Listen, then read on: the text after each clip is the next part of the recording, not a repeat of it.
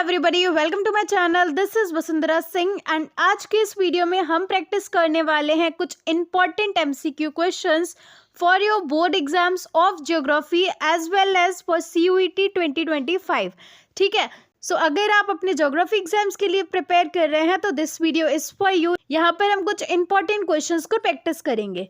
Okay, so without wasting our time let's jump into the video. हमारा जो पहला question है, it is transhumance takes place in which activity? तो options are hunting, gathering, pastoralism and plantation.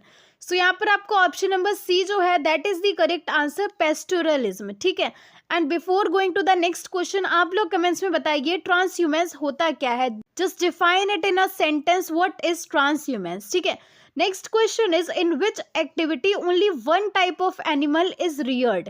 ठीक है, so options are pastoral, nomadism, commercial livestock rearing, mixed farming या फिर dairy farming. तो यहाँ पर आपका जो ऑप्शन नंबर बी है that is the correct answer, commercial livestock rearing. एक ही टाइप के कैटल को, एक ही टाइप के जानवर को रियर किया जाता है बड़े पैमाने पर। ठीक है, तो बेसिकली यहाँ पर लाइवस्टॉक को रियर करने का मकसद ये होता है कि वो काफी ज्यादा प्रॉफिट को गेन कर सके। सो यहाँ पर वेराइटी पे नहीं क्वांटिटी पे फोकस करते हैं, ज्यादा से ज्यादा जो है हम लाइवस्टॉक को रियर कर सके। बड़े बड़े फार्म्स होते हैं and one type of animal is Rudyard, जहाँ पर कमर्शियल गेन बहुत ज्यादा होता है। ठीक है, so option number B is the correct answer. अगला क्वेश्चन है, which type of pastoralism is more organized and capital intensive. Options are pastoral, nomadism, commercial livestock rearing, nomadism या फिर dairy farming. So again your answer will be commercial livestock rearing. And ऐसा क्यों है, तो ये बहुत ही ज्यादा ऑर्गेनाइज्ड और कैपिटल इंटेंसिव है, तो ये बहुत ही ज्यादा ऑब्वियस सी बात है, यहाँ पर बिजनेस हो रहा है, यहाँ हम कमर्शियल गेन के लिए जो है लाइवस्टॉक को रियर कर रहे हैं। ठीक है, हमें यहाँ से जो है बहुत ज्यादा प्रॉफिट चाहिए, हमें पैसा कमाना है, राइट। हम काफी ज्यादा ऑर्गेनाइज्ड वे में इसको इम्प्लीमेंट करेंगे, जहाँ पर हमारी प्रॉपर मैनेजमेंट है, सारी चीजें अच्छे से हो पा रही हैं। सो उसके लिए कैपिटल इज ऑल्सो रिक्वायर्ड, तो that is why commercial livestock rearing is more organized and capital intensive. ठीक है, next question is which activity is known as domestication of animals। बहुत ही इजी सा क्वेश्चन है, option number C is the right answer, pastoralism. Okay, next question is which is the oldest economic activity. So options are hunting, gathering, trade या फिर both A and B. So option number D is the correct answer, both A and B. जो primitive societies में humans होते थे वो दोनों चीजों को प्रैक्टिस करते थे, hunting as well as gathering. अगला क्वेश्चन है, which activities are directly dependent on environment. So directly जो भी एक्टिविटीज एनवायरमेंट पे डिपेंडेंट होती हैं वो आती हैं प्राइमरी एक्टिविटीज में। Option number A is the correct answer. Next question है, people engaged in primary activities are called dash. यानी कि जो लोग प्राइमरी एक्टिविटीज में काम कर रहे हैं उनको क्या बोला जाता है, white collar workers, red collar workers, pink collar workers या फिर brown collar workers. So option number b correct answer हो जाएगा, red collar workers are known as people engaged in primary activities. ठीक है, नेक्स्ट क्वेश्चन है, human activities which generate income are known as. So बहुत ही obvious answer है, very simple question, option number A is the correct answer, economic activities. ठीक है, next question है, name the scholar who introduced the concept of human development. So human development का जो concept है उसको इंट्रोड्यूस किया गया था डॉक्टर महबूब उल हक के द्वारा, डू रिमेंबर इट। ओके, अगला क्वेश्चन है, which is not the reason of low HDI। सो HDI क्या है, ह्यूमन डेवलपमेंट इंडेक्स। तो यहाँ पर आपको 4 ऑप्शंस गिवन है and you have to identify कि इनमें से कौन सा ऑप्शन है जिसकी वजह से HDI लो नहीं होगी। ठीक है, so options are, let us see, political turmoil, famine, social instability. So ये जहाँ पर भी होंगे तो वहाँ पर डेफिनेटली HDI कभी भी इंक्रीज नहीं करेगी, लो ही होगी। ठीक है, so this is not the right answer. Next option is education, good governance, better health care. So ये चीज़ें जहाँ पर भी होंगी, अच्छी एजुकेशन होगी, अच्छी गवर्नेंस होगी एंड अच्छी हेल्थ केयर फैसिलिटीज़ होंगी, तो वहाँ पर डेफिनेटली जो HDI है वो हाई होगी, लो नहीं होगी। ठीक है, so this will be your correct answer. Next option की बात करें तो जहाँ पर सिविल वॉर होगा, सोशल डिस्क्रिमिनेशन होगा यानी कि जेंडर इनक्वालिटी होगी या पॉलिटिकल टर्मोइल होगा, तो वहाँ पर डेफिनेटली ह्यूमन डेवलपमेंट उतना नहीं होगा, ह्यूमन डेवलपमेंट लो होगा। तो यहाँ पर your option number B is the correct answer, education, good governance and better health care. Okay, Next question is, who stated Asia has many places where people are few and few places where people are many? तो ये एक statement है जहाँ पर ये बोला गया है कि एशिया में कई सारी जगह ऐसी हैं जहाँ पर लोग बहुत कम हैं एंड बहुत ही कम ऐसी जगह हैं जहाँ पर लोग बहुत ज़्यादा हैं. सो ये स्टेटमेंट किसके द्वारा कही गई थी? Options are Hartshorne, George B Cressey, Malthus या फिर नन ऑफ देम.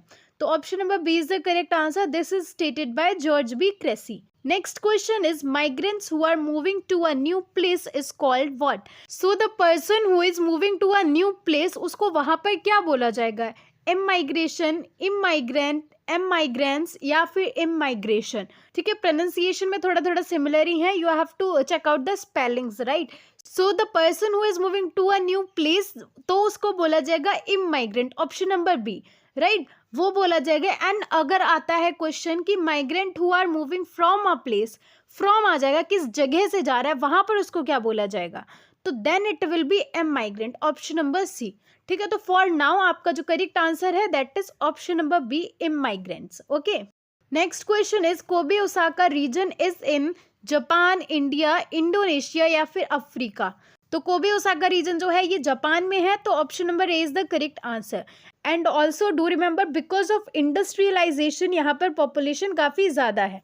ठीक है.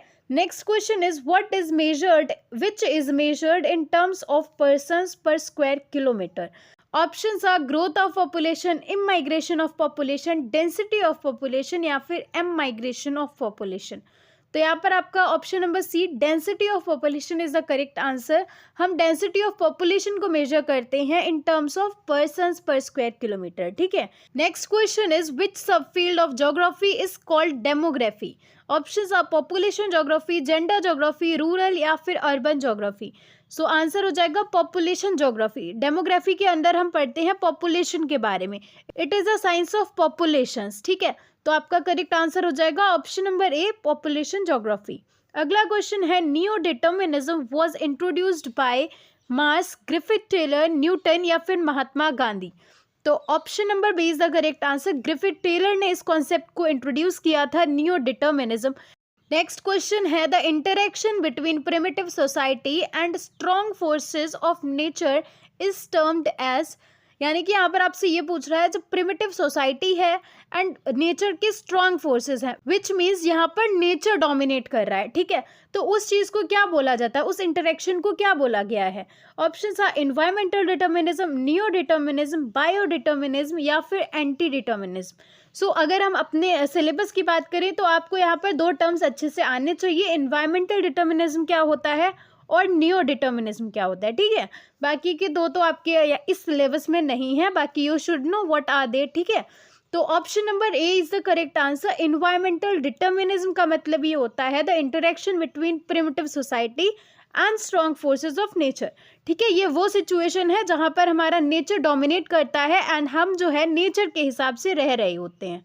ठीक है, so ancient society was like this only. Next question is, human beings interact with their physical environment with the help of animals, arts, technology या फिर birds. So answer is technology. Option number C is the correct answer.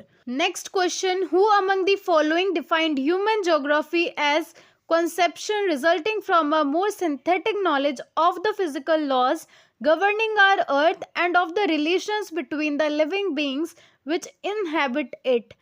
यानी कि ये जो definition given है ये किसके द्वारा दी गई है? It is a definition of human geography. ठीक है, ह्यूमन ज्योग्राफी की ये डेफिनेशन है एंड ये डेफिनेशन किसने दी है? रत्जिल ने, एलन.सी. सैम्पल ने, पॉल विदा दे लाब्लेज या फिर ग्रिफिथ टेलर. सो यहाँ पर option number C is the correct answer. This is the definition given by Paul Vidal de la Blache. Next question है, behavioural school of thought laid emphasis on. So options are past experience, life experience, present experience, none of the above. So option number B is the correct answer, life experience. जो behavioral school of thought है इसका main emphasis है life experience में. आप रोज क्या चीज़ experience कर रहे हैं. So option number B will be your answer. And that's it for today's video. यहाँ पर we have practice multiple questions and इसमें काफी ज्यादा इजी क्वेश्चंस भी थे। आई होप आप सभी को पहले से ही आंसर्स आते होंगे and hoping you like the video, तो give it a thumbs up and subscribe to my channel and हम मिलेंगे हमारे नेक्स्ट वीडियो में। And for now keep learning, keep practicing and हम मिलेंगे हमारे नेक्स्ट वीडियो में। तब तक रुक जाना नहीं तू कहीं हार के।